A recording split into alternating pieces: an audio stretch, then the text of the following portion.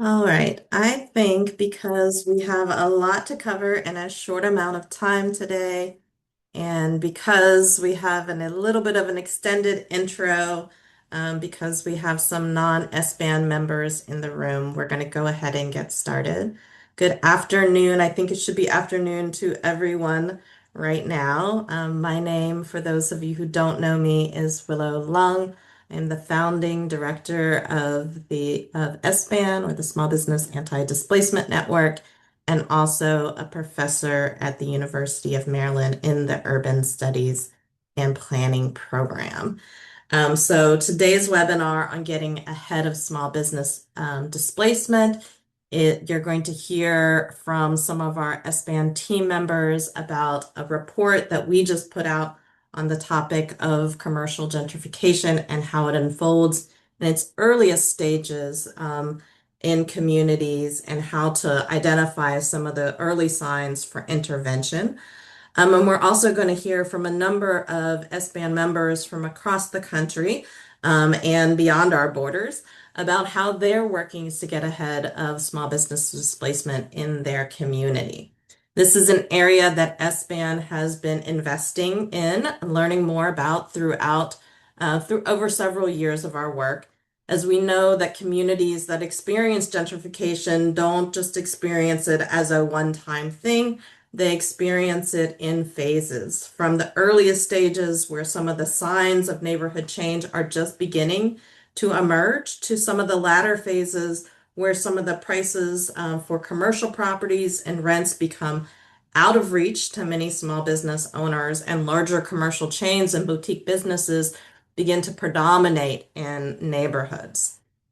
So we've heard from many SBAN members that they were interested in figuring out how they can get ahead of the curve and begin to put in place protections and interventions in these early stages in order to ensure that small businesses can remain in their communities. And with help from the Kresge Foundation, we were able to stand up this report and host this webinar, which will hopefully give some insights to many of you about things that you can do in your own communities.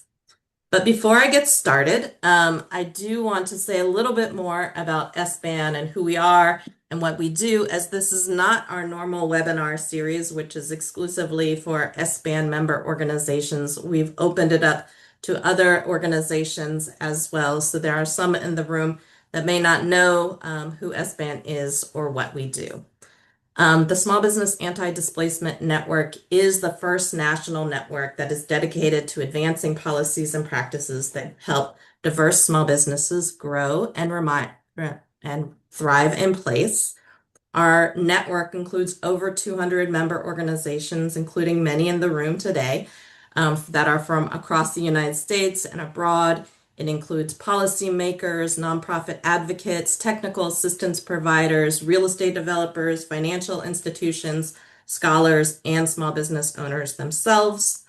Our members work together to share knowledge and collaborate to create more inclusive economies where locally owned, community-serving small businesses remain anchored and build wealth and can contribute to neighborhood culture and identity. Collectively, our members serve over 38,000 small businesses, the majority of which are owned by people of color, immigrants, women, and low to moderate income people. Our work has three pillars. First, we build the case for impactful small business anti-displacement interventions through data, research, and stories about what works.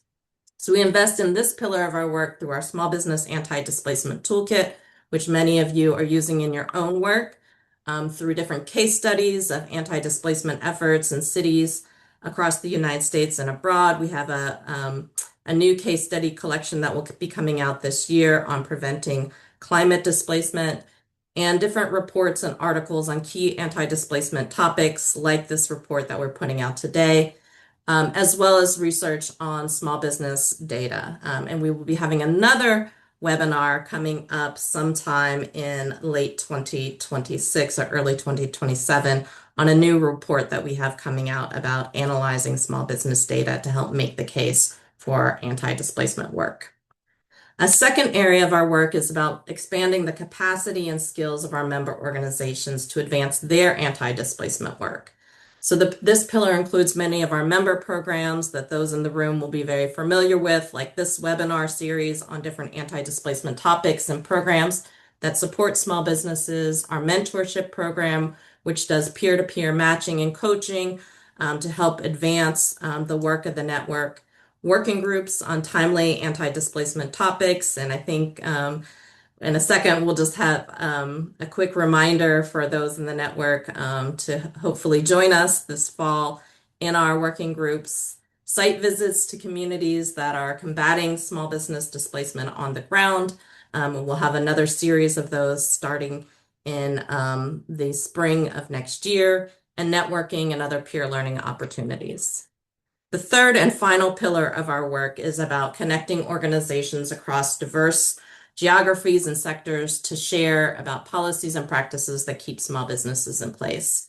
So we invest in this pillar in our biannual in-person SBAN conference, which we will host again in 2027, and our online summits on different critical anti-displacement issues. So we have one of those coming up in November for, again, on the topic of preventing climate displacement. So hopefully you all have seen the announcement, and I think we have a quick one if you haven't. And we also host workshops in communities that are about helping them to identify the different strategies and tools that help their local businesses thrive in place. So for those of you who are not already familiar with SBAN's work, I encourage you to go onto our website, learn more, and of course, consider joining us as a new member organization. And with that, let me turn the virtual mic over to Jamie Shankar-Pesero, who is SBAN's Associate Director of Member Engagements, who I think has a few announcements and is going to introduce our program and speakers for today. Thank you. Thanks, Willow. Hello, everybody. Excited to see the group joining us for this webinar on this important topic. So I quickly just wanted to share reiterate some of the upcoming awesome programs that we have here at SBAN. So our summit, our virtual summit is going to be in November, and there is a QR code, so you can find out more about it. This is open to members and non-members, and it's a great opportunity to get your toes a little wetter in SBAN if you're new to us. So please grab that QR code, and you can find it on our website. Registration just opened, hot off the press. I also wanted to share an upcoming webinar. This is a members only webinar. Our next one will be on accessory commercial units. That is a topic that kind of goes along with some of the policy sessions, the policy educational programs that we've been offering. So this is the third in what we could just call it a trilogy. And for members, you're going to hear me say it, you're going to read me say it, maybe in your dreams you'll hear it. Our member survey is out, and we really want to hear from you. Like under 10 minutes for you to complete, and we are really listening to your answers about what's working and what we can do in the next few years. So thank. My colleagues are also going to post a link to general membership information for those of you who are joining us for the first time and who like what we have to say and would like to join the SBAN family. And if you have questions, you can reach out to me about anything membership or program related. We're also very responsive if there's something that you really think would be helpful to the network, or if it's just a resource just for you, we are here for you. Okay, can we move to the next slide? So our chats can sometimes be a great resource to meet each other, so please introduce yourself. I think you have all made sure that your Zoom name is your actual name, because that helps. But let us know where you're located, your organization, and if you'd like to share something about your organization, so that people in the chat can know you that way. We can pretend that we're in person and networking a little bit through the chat feature. We'd also like you to use that for any of the questions that come up. We will get to a Q&A section, but if you have a question that pops up, definitely put it in the chat, and we will most likely get to it if we feel like it is relevant to the group and appropriate for our topic today. So just feel free to pop it in whenever it comes to you. Okay, so today we are joined by Sophie McManus from our team, who is an SBAN researcher and an author on the early stage gentrification publication. We have Anika Mark, managing director of Little Jamaica Community Land Trust in Toronto, Canada. Told you we were international. We have Jordan, a maker for the director of advocacy for Low Country Local First in Charleston, South Carolina. And we have Augie Gassalam, hopefully I'm pronouncing that right, the Director of Programs and Strategic Initiatives from Rail CDC in Mesa, Arizona. So we're so grateful for all of their perspectives today. I'm going to hand it off to my colleague Sophie, but first, we just wanted to hear a little bit from everybody in the audience. We have a great crowd today. So we have a poll, and I'd like you to tell each other what's one early warning sign of small business displacement that you're noticing in your community. So I will post that link and we'll give you just a quick second. You should be able to click on it, fill it out, whatever comes to mind. No wrong answers.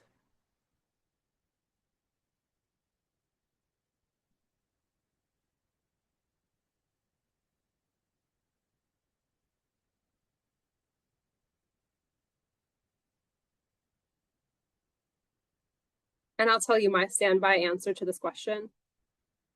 It's matcha, which I also love very much, but it's a sign. Okay, we want to get to the meat of our presentation. So, Fela, if you can share the results, I am excited to see what we're seeing.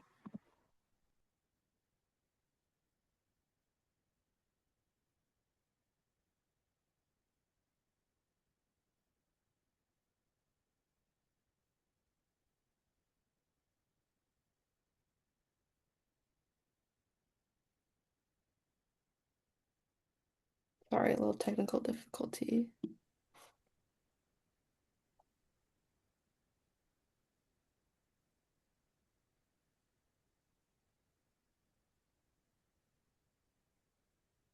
We could also wait a little bit. We have a little pause in Sophia's presentation, and we can pop it up then. So why don't we do that? Sounds good? All right, Sophia, I'll hand it over to you, and Fela, you can pull up her slides.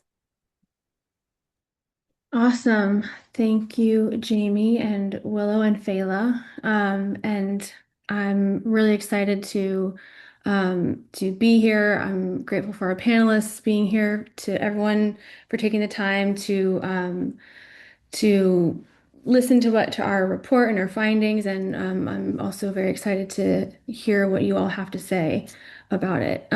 So I want to just start out with like a very brief sort of framing backdrop, some information I think will be helpful to keep in the back of your mind as I talk through our findings. The first one being just, again, I think, Will, you might have mentioned this, but I'll reiterate how where this report came from, where these insights came from, and there's sort of three main places or sort of experiences that we use to gain all of these insights. The first one being, again, just sort of like extensive literature review to sort of understand, what is already out there, what do we already know about the stages of gentrification and commercial gentrification.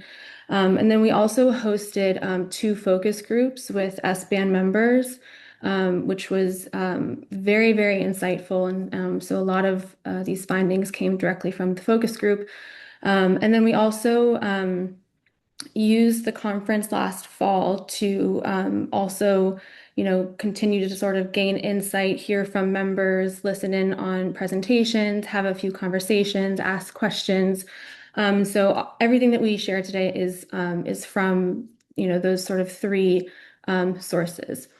I'm going to get into the framework and the insights that we want to highlight today, but I wanted to just start out by really pointing out, how we understood what's early stage gentrification and mid to late stage gentrification, because we do make this distinction in the report, and our mitigation strategies are really focused on the early stage gentrification. And we know that, not all of this has a very clean, agreed on, definition or what the exact stages are. And so part of what we were trying to do with this report is bring clarity to that, especially when there's potential early signs that get missed. So for the early stage gentrification, we highlighted two main sort of indicators or signs and ways of understanding the early stages. The first one is the neighborhood conditions that lead to susceptibility or risk to gentrification. And again, I'll get into all the details on that. And the second one was really around the redevelopment planning process and decision making that, again, can sort of be a place where decisions are made that have later impacts on communities. And so again, I'll talk a lot about that in the slides to come. But the mid to late stage gentrification is really sort of what you think about when you think about sort of the classic definition or vision of gentrification. Physical upgrades, increasing capital investment, property value increases. And so, again, as we'll talk through in our framework, at this point of physical upgrades, a lot of businesses and residents have already been pushed out. And so we were really trying to, as the report says, get ahead of that and figure out, what happens before all of that, so that we can sort of pinpoint what interventions might be impactful to help businesses and residents stay in place. Um, and so another sort of point that I want to make is that, a lot of the communities that we all work in and that we talk about are ones that need investment. And so there's sort of, something to navigate around needing investment, but not really wanting it to happen in a way that can cause or, lead to gentrification and displacement. So sort of finding that pinpoint like intervention place again was what we were really aiming to do.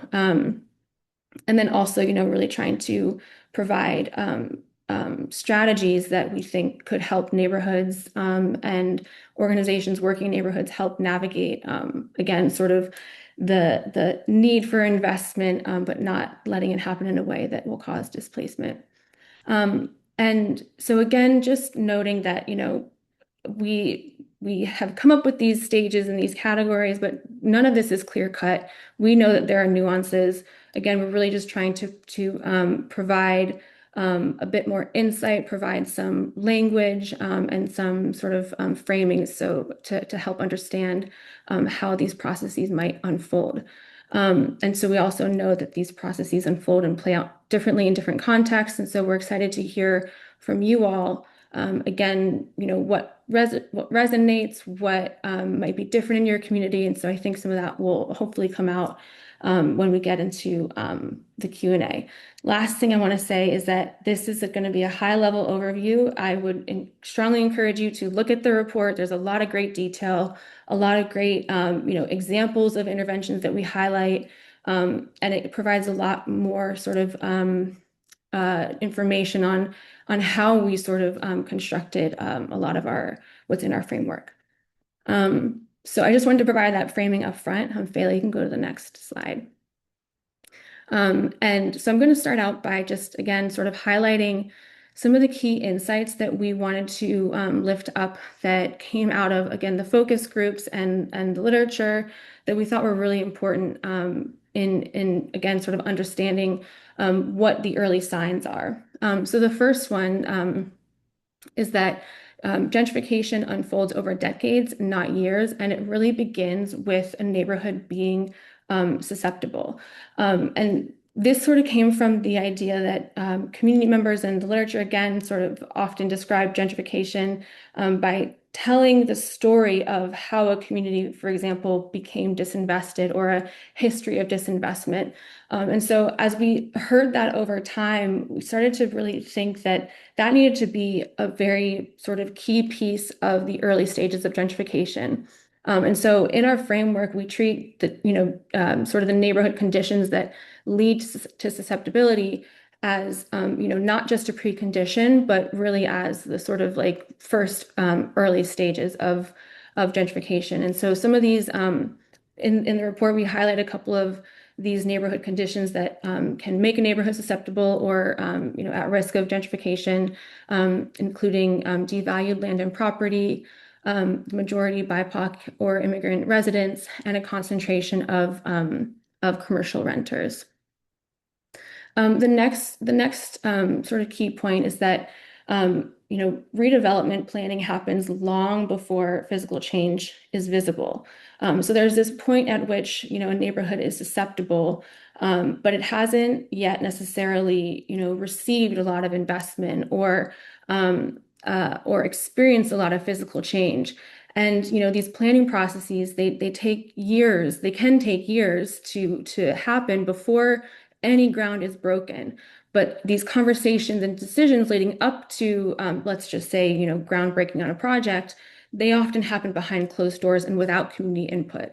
And so this again came out in our focus groups where members were sort of reflecting on the signs that they saw in hindsight, after a project had already sort of unfolded, that they, again, sort of looking back, were like, those were some of the early signs.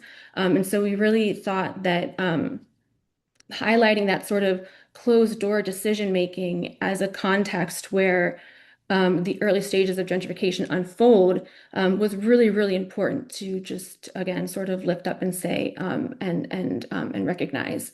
And so, out of that, then what are some of the what could be some of the subtle signs to watch for that these conversations or these decisions are happening?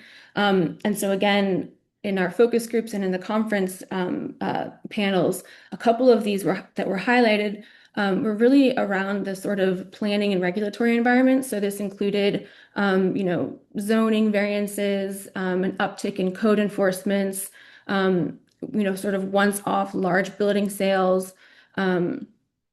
We had one example come from the conference that talked about a sort of a city granting a zoning variance to one developer to build luxury housing in a low-income neighborhood, which they saw as sort of sparking the a gentrification process. In another example, we heard about increasing code violations, citations against small businesses as sort of a signal that the neighborhood had been slotted for redevelopment. And so those were sort of the three main key insights that we wanted to highlight as what we're seeing as early stage gentrification and some of those very subtle signs that may get missed. Okay, Fela, you can go to the next slide. So this is the full framework of again sort of what we are highlighting as early stage to mid and late stage, and we also talk a little bit about what displacement looks like throughout these stages, and what happens to small businesses in these stages. Again, there's a much more full diagram in the report. So I definitely encourage you to take a look at that. But I wanted to talk a little bit more about, again, these transitions through the stages and displacement, et cetera. So as you'll see on the left-hand side, again, we sort of highlight those early stages as the first one being neighborhood conditions, and redevelopment planning. We highlight a couple of just sort of like points about what that looks like in the framework. And so then thinking about as we move on to mid-stage gentrification, when a neighborhood starts to transition like into the more mid stages, this is when physical upgrades begin to emerge. And it could be as small as, like I said, a first sort of groundbreaking in a project or a large demolition. It's usually driven by local government, private developers. And important to sort of note is that, redevelopment of one building often has ripple effects in the surrounding areas. And so the thing to sort of keep in mind here is that, while redevelopment and construction does happen in the earlier stages of gentrification, it's likely smaller in scale, potentially more sporadic, and, or once off. And so again, just sort of making the distinction between early stage to mid stage.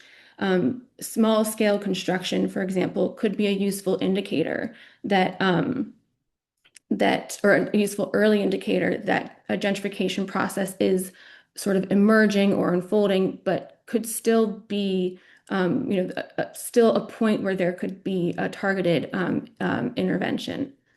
So then as the process, continues to transition, sort of physical upgrades will intensify, construction will accelerate gentrification displacement, increasing land values, property values, economic pressure on existing tenants. And one thing I wanted to again just highlight is that a lot of the members in the focus group and on the panels highlighted construction and sort of transit-oriented development, whether that be light rail or bus rapid transit systems, as major trigger points for triggering gentrification.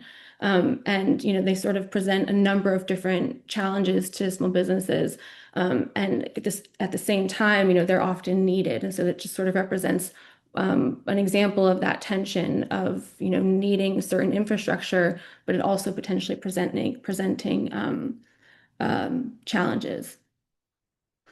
So the next thing I wanted to touch on is just how displacement features in all of this. And what we sort of came to describe and understand, and again, this is detailed in the report, is that in the early stages, displacement might be slow. It might be more voluntary due to abandonment or poor conditions. As planning begins, and you're moving into that sort of redevelopment planning piece, displacement pressure again might start to sort of intensify. And it grows again in terms of, for example, increased code violations, also lease terminations or non-renewals, or sales, and it could be in sort of anticipation of or speculation of neighborhood change. And then moving into mid to late, this pressure really intensifies and broadens. It's sort of shifting more towards cultural displacement as the consumer base shifts to higher income residents, and the retail and services reorient to meet them. And again, I wanted to highlight this, and this is important in the report because it really, I think, points out the idea that we're trying to sort of isolate that the steps that happen before there's major physical signs of gentrification and displacement as a way to get ahead of those processes. And so really understanding, what some of the more subtle signs might be is an important aspect to sort of figuring out how to get ahead of it. And again, that was just sort of our goal with this framework.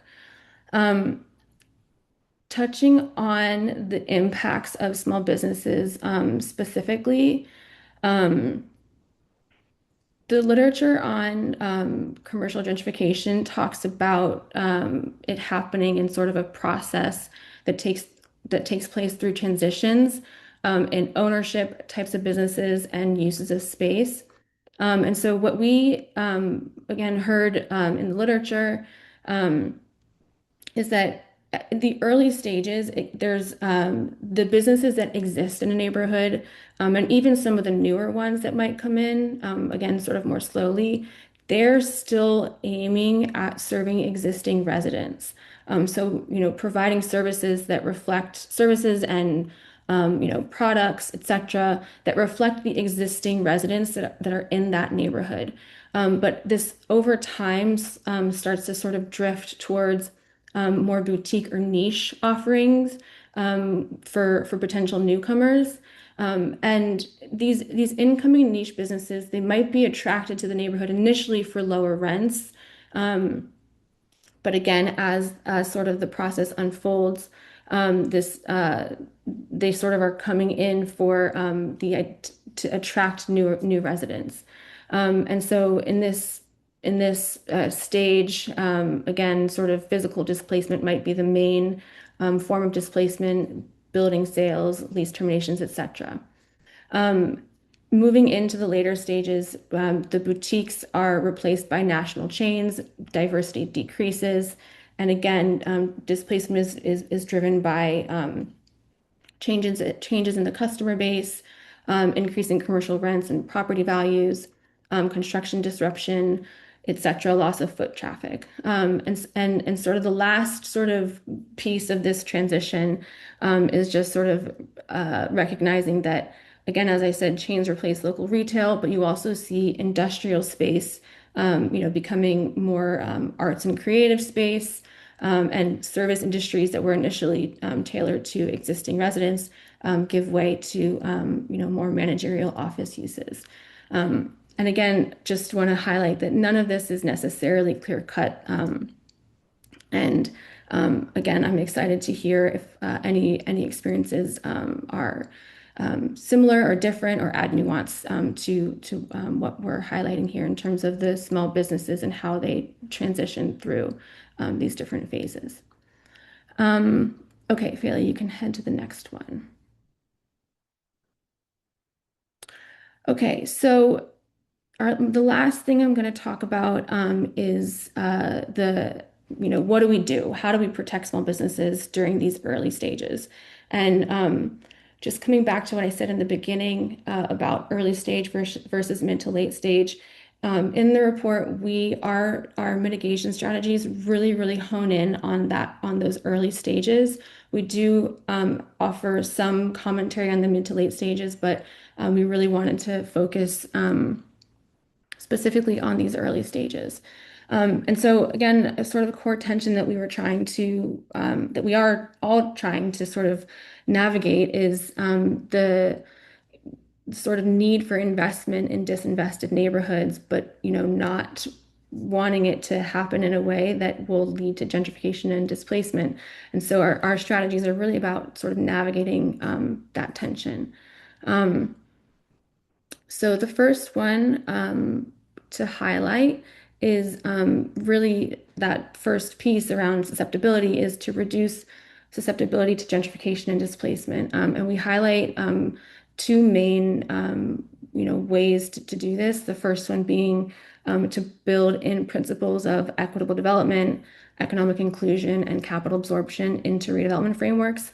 And there's a lot of really great examples of what this looks like in the report, but the main sort of like piece of this is really about helping communities receive investment while keeping small businesses in place. The second one that we highlight is improving access to capital. And this came up a lot in the focus groups as a main barrier or a big barrier for small business owners. And so this is really about sort of mission-driven finance, community ownership, flexible patient capital. And the reason for this is that, cash on hand can be the difference between survival and closure, in the face of neighborhood change. And this was talked about as being particularly important in communities where there's seasonal tourism, for example. And having cash on hand can sort of help business owners navigate those slow periods. The second one is to improve transparency and community involvement in planning. So again, lack of transparency in the planning process, it really limits the ability of small businesses to anticipate change, to plan for future costs, or advocate for better protections. Business owners are effectively shut out of decision making, and these decisions can, significantly impact their operations and long-term viability. They often also lack the time. There could be language barriers. And the planning system in and of itself is really complex, since a lot of people don't necessarily understand the planning process. So improving transparency and openness in this is really important. And so we highlight a couple of ways to go about doing this. The first one is around building community capacity to engage in the planning process, which could include educational materials, technical assistance, accessible data tools, all, sort of working around demystifying the planning process, timelines, review processes. And we also advocate for tools that build mechanisms to leverage community wisdom, incorporate cultural preservation measures into the planning process. And this includes things like community engagement guidelines and cultural district plans. And so the last one that I wanted to highlight is to strengthen commercial tenant protections and advocacy coalitions.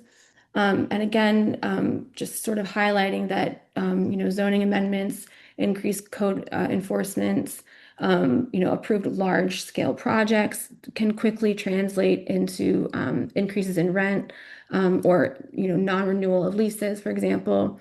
And so tenant protections are a way to shape how and by whom commercial space is created, priced, and used. But oftentimes, many of the existing planning regulations um, are sort of designed to benefit or are more amenable to larger businesses, which can act as a barrier for small businesses. And so this piece really talks about, building in those protections in planning regulations that are geared towards small businesses. And so, for example, this includes special use designations that include for co-location of different types of businesses or creating smaller and more affordable commercial spaces. Again, there's a lot of other examples highlighted in the report.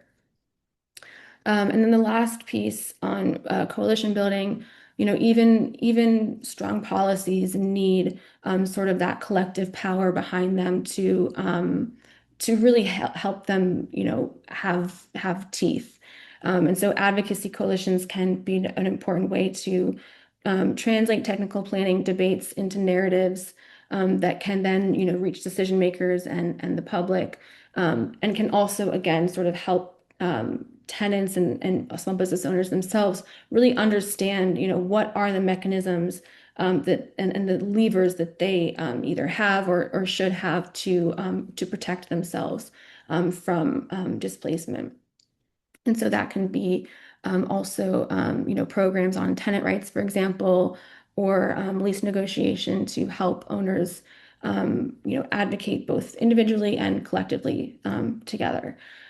So again, this was like a super high level overview of what we found in our research and what's in the report. I really, really encourage you to take a look at that for all the nitty-gritty details of what I just shared.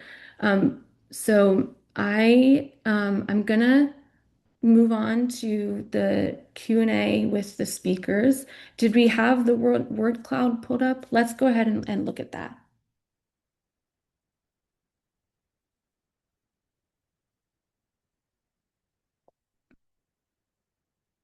Matcha. That's funny. Um, but honestly, I'm not surprised. Rising rents is one of the key factors that places pressure on both commercial and residential tenants. Let's see what other trendy Dog parks, dog parks, vacancies. police. And vacancy, yeah, rapid development, demolition permits. So I think a lot of this kind of touched on, what we talked about, land speculators. Let's see, pre-applications. That's interesting.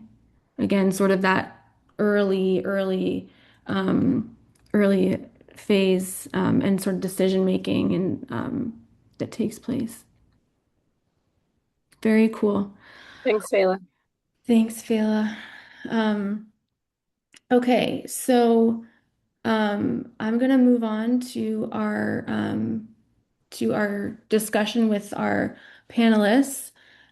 So just starting out, reflecting on what we've shared from our research, um, both in terms of the early signs, stages, and mitigation strategies. What resonates with you, with what you're observing in your community? and what early signs are you seeing? And we can start with Anika, maybe. Yeah, thank you. Hi, folks. My name is Anika again. I'm the managing director of the Lower Jamaica Community Land Trust in Toronto, Ontario. So really happy to be amongst my peers down south doing really, really incredible work. And shout out to SBAN. Also, I was a member, a part of the cohort, and I've just been able to learn so much from you guys. So I'm so honored to be here. Um, I think some of the most earliest signs that we saw in our neighborhood and I would say that Little Jamaica is currently in the mid stage of gentrification, where the province of Ontario invested in a subway line that kind of goes city, like across the city. But, our neighborhood, which is Little Jamaica and an Afro-Caribbean cultural enclave, was really hit the hardest. And we were disproportionately impacted by that construction. I would say one of the early signs that we saw was that major banks were leaving the neighborhood, right? So your TD banks, your RBCs, your CIBCs, that a lot of customers and clients, relied on, and our business owners, especially because just a little context about Little Jamaica is a cultural enclave that came to be in the 1950s, 1960s, when Canada's immigration system opened to allow for domestic workers to come to the country. That's actually one of the ways that my grandma came from Grenada. And so Caribbean immigrants kind of settled in various pockets across the city of Toronto, Eglinton West, now known as Little Jamaica, as being one of those. And so we're talking about immigrant business owners that relied on cash business. They relied on customers having cash in hand to come and shop in their retail stores. And so the removal of those banks significantly decreased people's ability to shop in their favorite stores. And it could significantly decrease foot traffic alongside, of course, the construction itself.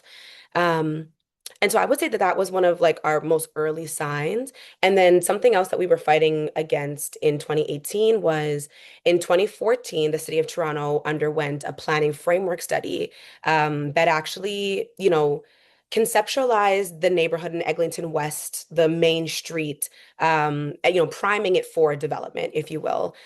In that planning framework, there made no mention of the Afro-Caribbean cultural enclave that is Little Jamaica, which is just anti-Black racism, if we're being real, because Black businesses are one of the most vibrant and visible places, or like in like on Eglinton West. We're so vibrant, we're so present. And so there was no consultation done with any of the Black business owners. A lot of Black residents didn't receive consultation notice. And so they created this entire planning framework without us in mind. And so that was one of the ways that they were kind of priming the area for our displacement. And so in 2018, community organizers got together to fight back against that and to force the city to include us in some of their planning processes, which I can talk a little bit about later as well. But I would say that those were like the two first earliest signs, is that we saw some of our big major banks leave the neighborhood, no more cash in the neighborhood as much, and then this planning framework study that was really priming our displacement. Super interesting. I think that's a great example of this idea of sort of devaluation, both economically but also politically, which I think is really important. Jordan, what are your thoughts? Yeah, thank you. I'll echo Nika's gratitude for the staff at SBAN for bringing us together and doing the work you do year round. If folks on the call are not yet members, like do yourselves a favor and join. You're not going to regret it. Um, this is resonating really deeply on a lot of levels for me and our work here I'm in the Charleston, South Carolina region, working with a nonprofit that serves around 700 local independent businesses of all sectors and types across our region. When I think about gentrification of our commercial spaces, I can point in any given direction, and it's at a very different stage of the process. So I think about, in some parts of our community, it's still very early stage, but I'm seeing some of those signs of vacancies or property speculation, abandonments, but then I look slightly the other direction and it's like very late stage gentrification and, such a deep focus on sort of luxury tourism and watching that run its effects. So yeah, I feel like I can point and see everything in this report exist here in our ecosystem. And something that I can speak to later is the fact that our city of Charleston is undergoing right now a very long overdue peninsula planning process, tourism management planning process. And then just to the north, the city of North Charleston is undergoing a UDO. They're rewriting their whole zoning code right now and preparing for bus rapid transit, transit-oriented development corridor. So these two big municipalities of our region are doing a lot to rewrite their playbooks and envision the future and change the zones and doing varying degrees of a good job at engaging the public. So happy to speak more to that piece later. But yeah, this report is very, I think, spot on to a lot of the effects we see. Awesome. Yeah, I think we have a lot teed up to dig into with some of our other questions. Augie, what are some of your initial thoughts? Um, Same, thank you for having me here. Excited for this conversation. I'm Aga Gastelum with Rail CDC. We're a community development corporation, and our work is focused in Mesa, Arizona, and some of the surrounding cities. But today, really focused on the Distrito Latino in Mesa, Arizona, which is adjacent to downtown. And like many downtowns over the past 15 years, we've seen a lot of reinvestment, a lot of public investment, in our case, into a light rail system that really has gotten this gentrification process going in the downtown. And now starting to impact the Distrito Latino, which is just a half mile kind of from Main Street, runs parallel to Main Street and the light rail. And this area is 76% Latino, 83% BIPOC, and it's the lowest income neighborhoods in our city. And some of the early stage sort of signs that we've are seeing really was related to code enforcement. There was a lot of the planning and a lot of those things that have been going on over the years.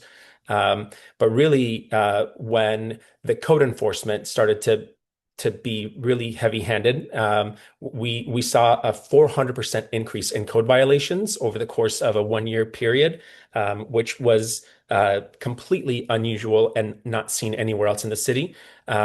And not only was there a 400% increase in code violations, um, uh, simultaneously, there was a lot of the police presence became heavier.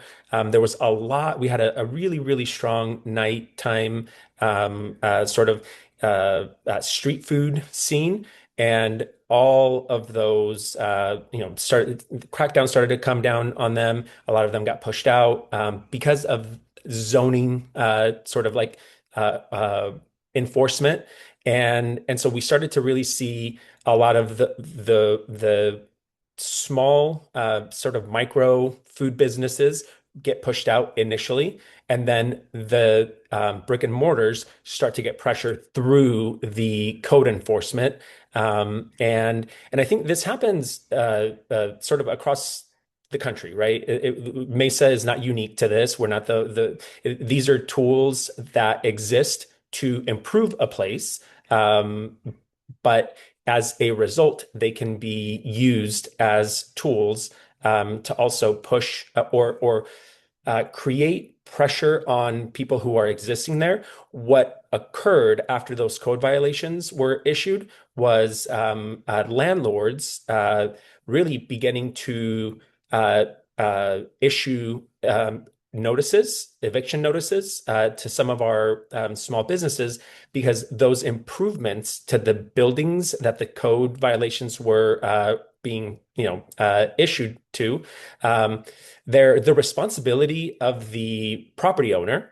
But many times they're not willing to make those investments. And so they put that responsibility on the business owner that is leasing. And if the business owner doesn't have the money to make those improvements, then we started to see eviction notices that were handed out.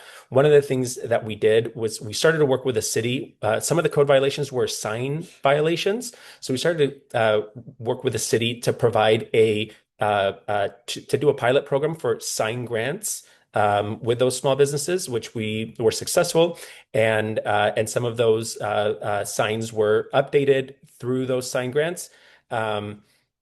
And but this really created the conditions for rail to really begin organizing those small businesses. There was a problem, right? There was like this trigger moment. And so we started to bring folks together on a monthly basis, having conversations around how do we want to impact our place? What do we want this place to look like? What do we want it to be? So that as those planning processes are happening across the, within cities that are the formal sort of processes, we started our own planning processes internally. And we just, created reports, we did walking audits, and started to lift those things up, not asking the city to invite us to their process because their process is really cumbersome and complicated, but started doing our own process and then lifting those ideas up and providing them to the city and saying, if you truly want community engagement, we're doing it. Here's the results of it. Incorporate this into your planning process because the times that you have your meetings are not the right times, the way that you have them, the place that you have them, all of those things are not conducive to the people that are actually being affected by it. So we're going to do it on our own, and we're going to provide you with the information to do something with it. That's great. And I think that, everything you're mentioning, Augie, actually takes us to my next question in a really nice way, which is, talking about all the great work that all of you are doing, and that sort of highlights some of the examples of strategies that we highlighted, as well as, others if you have others. But I'm going to start with you since you were already sort of on this topic. Can you highlight, some of the strategies that you used? I know there's one around the capital improvement plan. Can you talk a little bit about that? Yeah, so in our city, and I don't know how all cities work, right? But we have a capital improvement plan. And I know every city has this sort of planning process, but here the capital improvement plan is a 5-year plan that the city council approves. And those are the major investment projects that the city is focused on over the next 5 years. That plan is updated every year. So everything that's on that plan for the 5-year plan can change each year, right? So it gets updated. But we pay attention to this capital improvement plan, and we know when major construction civic investments are coming. In the case of the Distrito Latino, Broadway Road, which is the main arterial road that runs through the district, we knew that there was a reconstruction of the whole street, sidewalks, undergrounding utilities, major $100 million project for a 1 mile stretch. And then, each mile was going to be between 60 and $100 million investment by the city. So we knew that this was happening. And we had a 5-year outlook when this was going to start. So we started organizing around this and letting folks know, hey, this is coming. Main Street has been, the public investment has come. The light rail is in. This is next. So let's start planning for your future so that you are the ones that are driving the future. That's actually where the Distrito Latino as a brand or a name came from, was gathering businesses together, asking, what is this place? How do you identify yourself being in this place? And they decided that it was the Distrito Latino. So we started with that brand. But all of this started because we were paying attention to these long-term planning processes that the cities were engaged in, and then bringing those to the corridor and doing our own planning processes. So it's critical to know and understand how those public investments are happening because private investment always follows public investment. If there's $100 million being invested in a road construction project, there will be $500 million being invested by private investors 5, 10, 15 years from now. So if we can get in front of that and start driving that, we can actually impact that in a positive way. That's great. I really love that example. And I really like what you said about sort of taking the planning process back into your hands and not waiting for the city to invite you. I think that's a really, really powerful concept. Anika, I know you also have been working on some really cool stuff with the planning process and cultural district plans. Can you talk a little bit about that? Yeah, Augie, really resonating with so many things that you're talking about because we were also very fed up about the bureaucracy of our city and, the slow pace in which they were moving to respond to our displacement and to, historic Black displacement, like Black displacement of businesses and residents and cultural leaders and community infrastructure. We were tired of waiting around for our city to do that. And so that's really where the community land trust comes into play. But I think simultaneously, we were putting a lot of pressure on our city to do something, to rectify, this planning framework that they had came out with that had completely erased us from the neighborhood, even though we had spent 40 years building it to be what it was. And then also for people who understand Toronto, like Toronto's mainstream, what we understand about being popular and cool in Toronto is Caribbean people. Like that, we got that from places like Little Jamaica. And so we were pushing back on our city to do something to respond to our displacement, to respond to the gentrification that was happening because of the light rail transit system. So we also have a light rail transit that went straight through the neighborhood. So I feel like there's so many similarities that it's the same thing over and over again, even, across the continent. Um, and so one of the things that, so we have a very interesting premier. So, we have the federal government, the Canadian federal government, then we have, the province of Ontario, and then we have the city of Toronto. Our province, if folks have heard the name Doug Ford before, an absolute tyrant, and is an enemy of our progress, if you will, for lack of better words. And so the province was the one that had kind of put in the Eglinton LRT infrastructure, and there was a transit agency called Metrolinx that, kind of got the construction going, and they were the construction partner. And both of these entities were super absent from the conversation. Um, but on a municipal level, our city was like, okay, well, what can we do? We're the creatures of the province, of course, right? So there's provincial legislation that governs how we're able to move. But what are some policy pieces that we do have in our possession and in our play? Around the time that Doug Ford, the premier, got elected, he slashed the amount of city councilors that were sitting at council. So now I think we have 25 councilors. And so in 2020, we got a new city councilor. His name was Councilor Josh Matlow. He began to be more tapped into some of this community organizing work that we were doing, right? This is not to say that people in the neighborhood weren't advocating for recognition of Little Jamaica, of Black communities, of the cultural significance.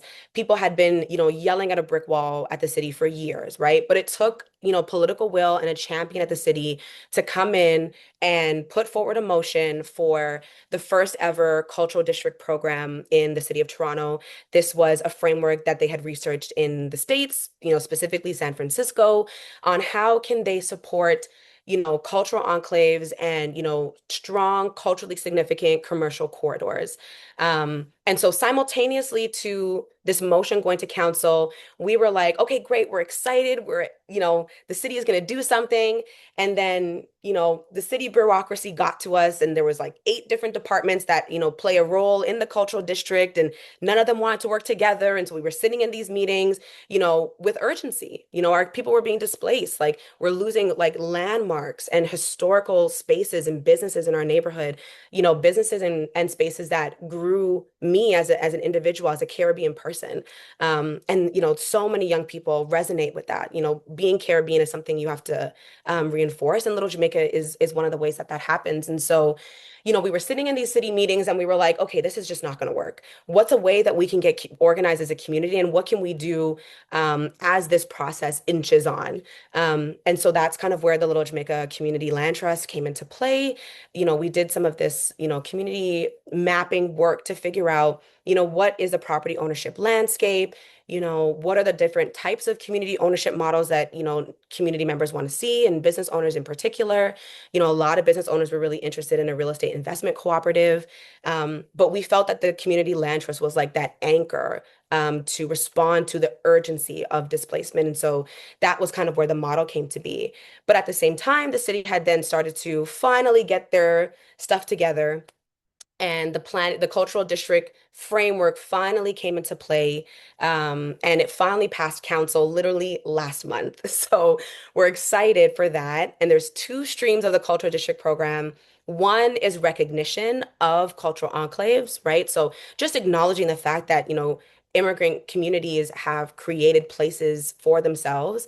And so that's the first stream. And then the second stream focuses on responding to commercial displacement and commercial displacement specifically in cultural enclaves. And so Little Jamaica falls into that catchment. And also our Chinatown, which is also under threat, which still blows my mind to this day that our city would even allow for a Chinatown to be, this close to being redeveloped out of our city. They are also a part of the cultural district program. We're also going through a planning framework exercise. And so this report is like just landing at like the best time because we can use this to help inform some of the things we want to see out of that framework and how we want to see development come into play and what are some tools that, our planning framework can recommend that we continue to move forward with. And then we're also going through a cultural heritage resource assessment where the City of Toronto is putting a spotlight on particular properties and buildings to be put into the Heritage Registry and preserved in some way. And so our, contribution to that is, well, we have to think about intangible cultural heritage. We can't just think about brick and mortar. We can't just think about infrastructure. We have to think about people and the expression of culture that people bring to the neighborhood. That it's twofold. It's where they exist and it's them being here. And so how can these planning processes account for real people instead of just, fancy infrastructure? I feel like I went on a little bit, but yeah, we're two simultaneous processes: community-based action and putting pressure on our city to get the planning policies right. Yeah, that's great. And I think a couple of things that you highlighted that I don't know that we specifically mentioned in the report, but I think are still related is around, getting those champions in the city. That new counselor, like you said, was sort of more engaged, and that seemed like it kind of facilitated more of a process or more engagement. And I think that also, again, sort of ties back to this idea around coalition building and advocacy, because, it's those kinds of groups that allow an issue to be framed in a way that can then, be taken to some sort of, local leader, political leader, and apply that political pressure that sometimes is really important. And I think it also just highlights again the sort of planning process messiness that it is messy, and so it a lot of the details, decision making, and nuances they do get lost in the process. So I think that's really helpful. Jordan, you have sort of a different example outside of the planning process. Can you talk a little bit about your work? Yeah, yeah, I know. I could talk about this community engagement stuff all day, but and I love it, and I just applaud everything that you guys just shared. It's so impressive. So my organization, Low Country Local First, has been around for a couple of decades, and we serve a really wide scope of the area. So we're not just, neighborhood based or even one city based. We touch and serve and engage in a lot of different municipalities and counties. So that's a good thing and a bad thing. I think it has helped our clout and our, ability to do some of this advocacy work across the region and pull important partners together to engage. But it also we've seen this narrative shift so much over the last couple of decades and have shaped our programming and how we show up with technical support over the years. So right now, and even in this report, it notes how BIPOC and immigrant entrepreneurs are often sort of lacking access to that technical assistance in those professional networks, which can compound that displacement risk. So a couple of things that we offer our network, and some of this is member resources, most of this is open to the public and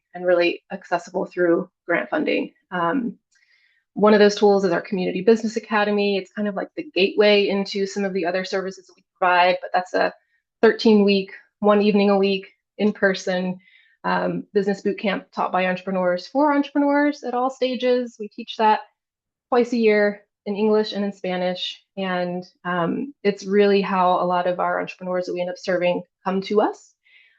They come to us through that academy and then stick around and tap into other resources that we offer. So that might be a local expertise exchange. So because we have a vast network of entrepreneurs at all stages, we have a big group of solopreneur early stage folks, and we have a big group of late stage, maybe multi-generational businesses that have been there, done that.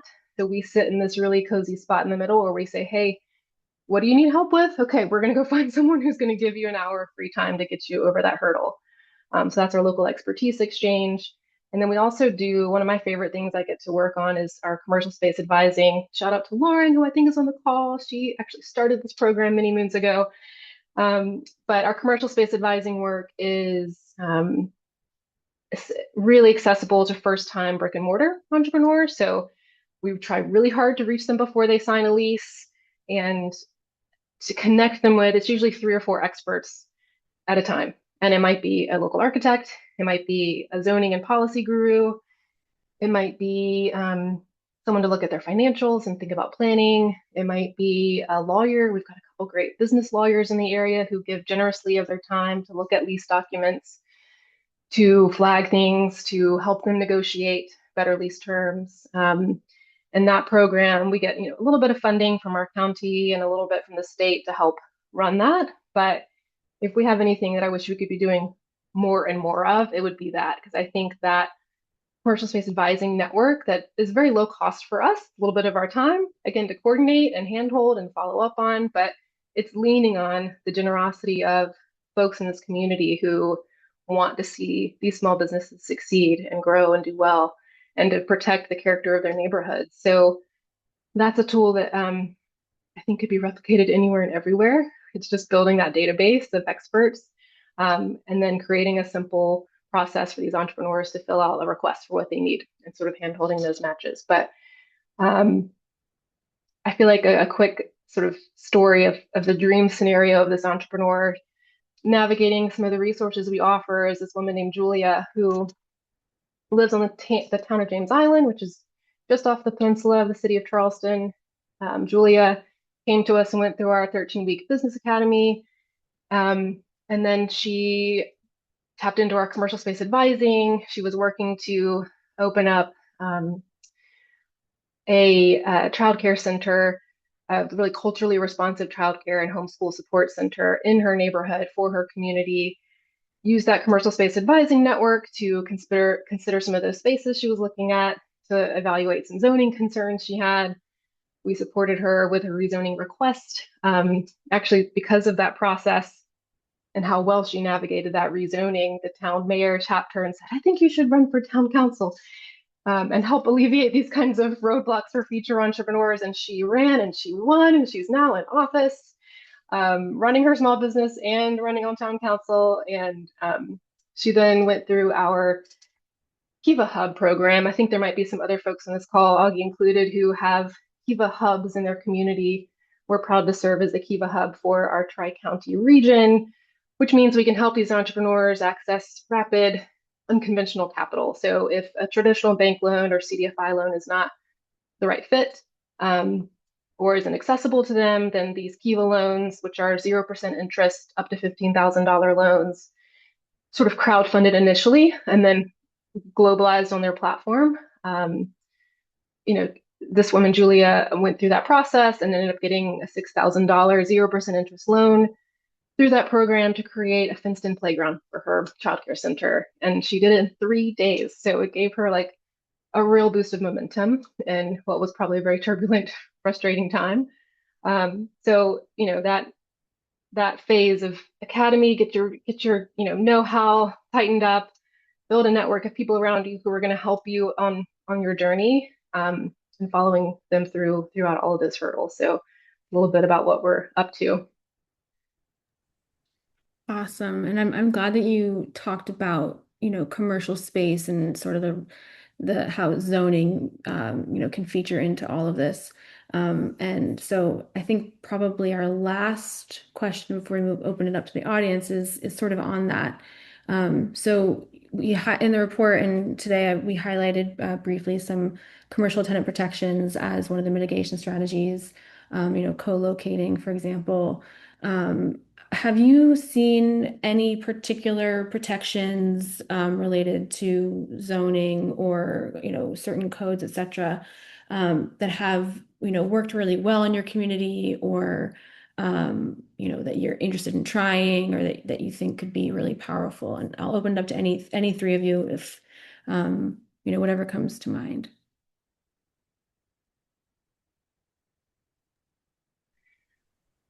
One policy we helped implement for the city of Folly Beach, that's a zoning tool. This was a few years back now, but it's one of the tools you all list in your toolkit, but it's the formula of business zoning. And so we helped implement a formula of business zone in their downtown commercial corridor, which their campaign was just like keep Folly funky. So if you've ever been to the Charleston area, you may have been to Folly Beach, and it's a very unique, funky spot. So that tool still exists. It's still a policy tool in their books that helps protect the character of that place, and it creates that like extra layer of approval if a chain business wanted to locate in their district, which I think over time helps regulate the rent. Um, Something that I think someone's on the call from Portland, but the city of Portland and their Prosper Portland. I want to shout you out real quick. It's something that I've been admiring from across the country, but your affordable commercial incentives program for developers to tap into to maintain affordable commercial space in redevelopment projects or new developments is just, I'll give you your snaps to that. I'm admiring that one a lot right now. So that's my thoughts. Awesome. Anika, I saw you come off mute. Yeah, Jordan, learning so much. I have to meet with you after. Oh my goodness. Um,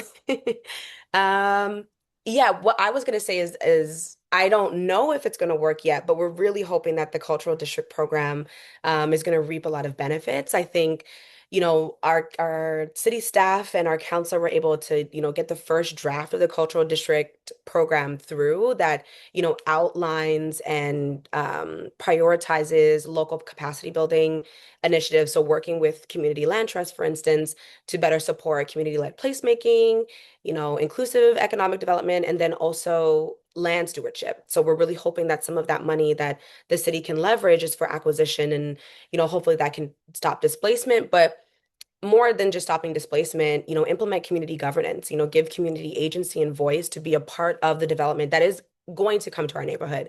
I think, that's kind of the area that we're in right now is that the LRT is here. Business owners and property owners are putting their properties up for sale. While the condo market has crashed in our province, it could bounce back and it will bounce back eventually. And so development is going to come to the neighborhood. And so, is there a vehicle for self-determination that we can be implementing? And, our city and having this cultural district program support that we're really interested in that. Um, and I would say that in Toronto specifically, one thing we have seen and other community land trusts have been really successful leveraging this municipal policy was what was known before as Section 37. And one of my colleagues is also on the call, Dominique Russell from the Kensington Market Community Land Trust. Very similar parallels to Little Jamaica. And Kensington Market was, also like a very vibrant Black hub, the city of Toronto as well. Um, so Kensington Market and Parkdale Neighborhood Land Trust, which is another really successful CLT in Toronto, were able to leverage Section 37, which was discretionary city council funds that city councilors were able to negotiate with private developers. And so, they were able to support with different acquisition projects and other community benefits. And while we don't have that anymore because Doug Ford also took that from us, um, we're still hoping that there's a way that the CLT can negotiate what is now the province's new tool, which is community benefit charges. And so we're hoping that, things like that can support some of the work that we're trying to do with the community land trust. But really, we're hoping that the cultural district can reinforce this as well, like that our city is reinforcing like historic, culturally significant businesses, culturally historic neighborhoods, and then that pressure, gets put onto private developers by way of our city councilor, by way of our city staff, and by way of our mayor. And so they have to come to the table and negotiate with us. The cultural district program needs to have more policy legs in order for like the city to invest in commercial businesses and nonprofits that support commercial businesses. So we're going to be advocating for that, and then we also have to advocate in our next budget cycle for the program to get funding. So we're in the early stages, but like when I tell you it has been 6 years of this to begin with, we're happy that we're here. So we're hoping that the cultural district can reap some benefits for us. And if I can just add something to all of this, and this is amazing. This conversation's great. When we think about policy, I think it's important to know and understand that how policy is implemented is what actually um, affects and impacts the displacement process. Um, we can implement policy with all of the good intention and have all the right, wording in there, and but how it's implemented is ultimately what determines whether our businesses, whether our the people get to stay.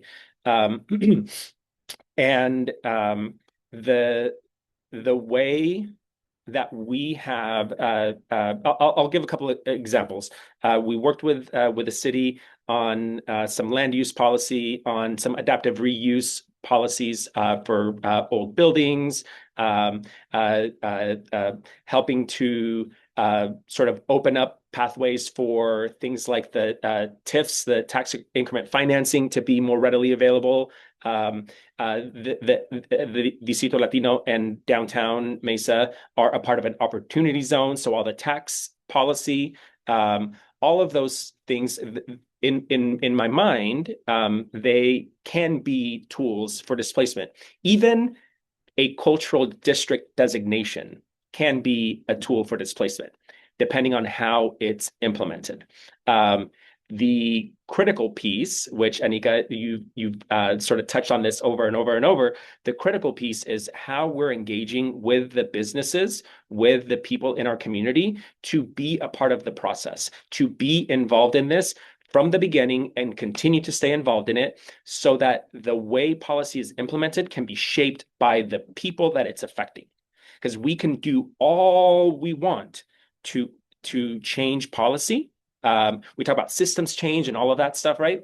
We can do all the work, and literally provide a playbook to developers, to those that want to displace, to actually execute their process. We can be doing the work for them.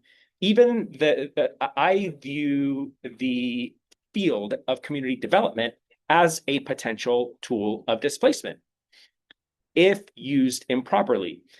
The only way in my mind that we can prevent that is people being involved, people being engaged, being brought together, being a part of the conversation, them being the ones that are developing the plans, the ideas, what they want to see, and then pushing for those so that the policy that is implemented is like people are held to a standard based on what the people who exist there currently, who have existed there, who created these places that people want to be in, so that those people are the ones that are actually driving it. If they're the ones that created it and people want to be there, they will create a better future for it. Thanks, Augie. I think that really that thread that connects to a lot of the threads that I think that we've been talking about, not just engagement, not just using the planning process, but also having, certain principles where, a plan or an idea, etc., is sort of aligned to or abiding by, which, would ideally hold the process to account and and make sure that the implementation of a plan or a project is done in alignment with certain principles. um, this is all great. This is wonderful. I'm going to open it up to the whole crew now. We have had a couple of questions come, so I'm going to start there. I think Tommy, had a couple of questions. So Tommy, Tommy, do you want to come off mute and voice over what your specific questions were? And you guys already did a great job of answering a lot of them. I'm so appreciative that I get to be here and experience this. But I did want to ask about, I guess, what I view as an opportunity to actually organize residents around issues that, are going to be long range issues. So there's the development and displacement, but are we thinking about the historic environmental racism that was done in the neighborhood, which led to the lack of infrastructure? And so now that climate change is here, we're disproportionately impacted. Being able, I think, to give folks a foundational understanding of how to actually change policy, how to think about development in time frames of 10 years, 20 years. You said you did a 5-year plan, Augie. So being able, I think, to continuously educate people at the various milestones within the project and even after the project to be the stewards of the space. I love the work, Anika and Augie, that you're doing around cultural preservation. I oftentimes struggle with how to bleed that into my work. Like, how do I talk about it in a way that isn't um, necessarily othering another group, but being able to uplift hidden histories? Because when you actually look at, the city I'm from, Detroit, there have been so many waves of migration uh, that in our neighborhoods that we don't even a lot of times understand to what level and what degree. I'm ranting a little bit, but I'm going to keep going on. And then I think my second question was, um, sorry, my third statement that I wanted to make was just that. So here in Detroit, we have strategic neighborhood funded areas, which were the arterial corridors that run out of downtown. So a lot of the business historically has been anchored on those corridors. So I grew up in one of the farthest corridors from where all the capital investment has been happening downtown. Um, and so it's taken our we've been a part of planning frameworks. We're on like our third round of funding now, and we exist on a corridor that is a state road as well as it's considered a highway. Actually, it's a state highway and a city road. And so dealing with MDOT planning as well as streetscape improvements that the city is doing, bike lanes come into play here. And so I think being able to uh, help commercial businesses that are within those stretches understand like what's it going to take during the construction period. So we had a lot of businesses that flipped during this first round of funding because construction timelines got expanded. This was just before COVID, right? And so they were disproportionately impacted. And so thinking about like what is the game plan or the strategy around stabilization, I heard some of that, and what you guys are saying, stabilizing legacy residents as a part of the pre-development that happens. And then I'm going to shut up. Can I touch on a couple of Yeah, those? yeah. Um, Thank you for that, first of all. First, I want to touch on some of the sort of cultural preservation. Some of the things that we've done and we did early on was really start to tell the stories of people, right? Because we can tell the story of a place, but until we tell the story of people in that place, others can't really connect with it. And so we started this series. It's called the Barrio Stories. The Distrito Latino is an old barrio in Mesa, and so we literally created a little zine that tells the story of people, of business owners, who they are as a person, what they do, their creative outlets, and just started distributing these stories kind of throughout the community so that not only the people feel connected to their place that are telling that those stories are about, but people seeing those stories are connecting the place to people, right? And so that in and of itself begins to create that cultural identity and cultural connection. And So I think that the storytelling aspects of these things are super, super important. And it's telling the stories of people that are um, uh, that have been there, are rooted there, and uh, if we do it right, will continue to be rooted there. So I just wanted to kind of actually, I'm going to add one more thing, and then so um, in that process, and there was a way that we did this through engaging businesses. We set up little boards inside the businesses where people in the community could actually like write their little stories and draw, and made it a fun little creative thing that resulted in this zine. But as a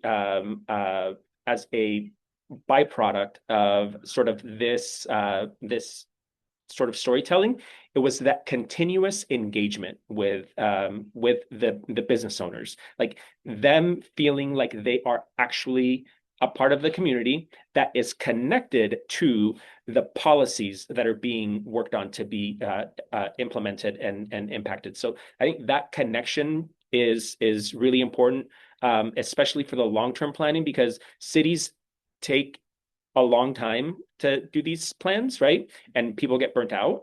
And whether, like, I don't know, I think it's just it's just a part of how the system is set up. But people get burnt out, and they're like, this is never going to happen here. It's never going to. We've gone through this. There's never going to be investment.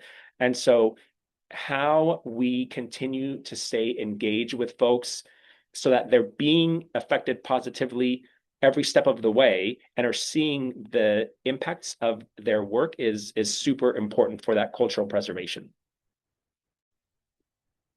Thanks, Augie, and just great points all around. We are just about at time. I just wanted to lift up a couple of ideas that came from that discussion. I'm hearing, sort of more thinking around long range issues, past the 5 year mark, thinking, 10, 20 years down the line. And I think it's also, something to think about is how, changes in construction, timeline changes, we have to be able to factor that into everything we're talking about. I'm hearing a lot about, people-centered planning, sort of like really people-centered storytelling and how that needs to be part of the planning process. And then also just wanted to touch on that, not today, but I know SBAN does a lot of work on this, is climate as a cross-cutting issue, in all of this. That's something that we need to be thinking and talking about more and more. We are at time. I'm going to hand over Jamie for just a quick closeout, but I just want to say thank you to the speakers and to everyone for coming today. Jamie? Yeah, thanks, Sophie. Thank you so much, Anika, Augie, and Jordan. We've been looking forward to showcasing the really cool stuff you're doing in your communities, and we appreciate you. You're awesome SBAN members. Thank you to the SBAN members who made it out today. And if that is not you, it could be you. Some of you have even filled out a member application form in the past 90 minutes. We love that. That's awesome. If you have any questions, like I said, you can connect with me and we will follow up with all of you and make sure that you have how to do that. Before you depart us, please take our super, super brief survey. We have a link to Summit registration, which is open. And I think that's all we have time for. So thanks again for joining, and we hope to see you at another SBAN program very soon. Enjoy the rest of your day.